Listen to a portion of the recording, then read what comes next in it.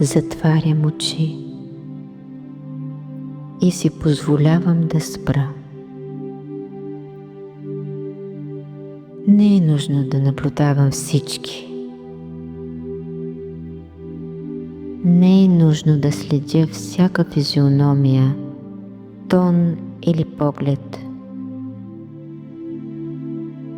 Не е нужно да се приспособявам непрекъснато, за да бъда приета. Толкова години съм се опитвала да усещам опасността предварително. Да бъда удобна, тиха, добра, да не преча, да не ядосвам никого, да заслужа любов и спокойствие. Но днес вече съм пораснала и малкото дете в мен повече не е само. Аз съм тук, до него, и няма да го изоставя. Няма нужда да замръзвам, когато някой е груб. Няма нужда да бягам от себе си, когато не ме одобряват. Чуждото мнение не определя стойността ми.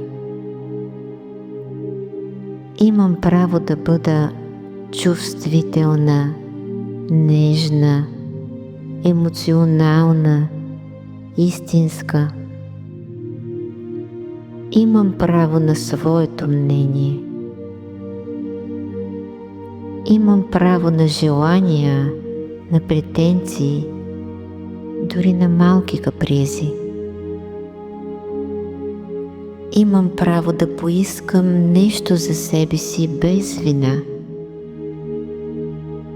Имам право да се чувствам специална. Не защото съм по-важна от другите, а защото и аз имам значение. Имам право да казвам не. Имам право да бъда уязвима. Имам право да заема място в света такава, каквато съм.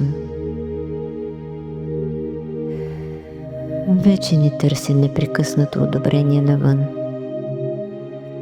Уча се да го усещам отвътре.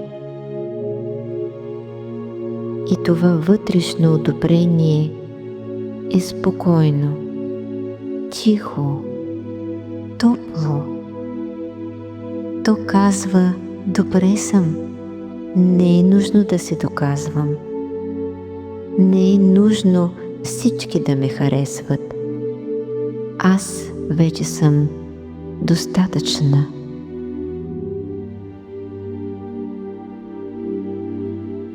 Поемам дълбоко въздух и си позволявам просто да бъда.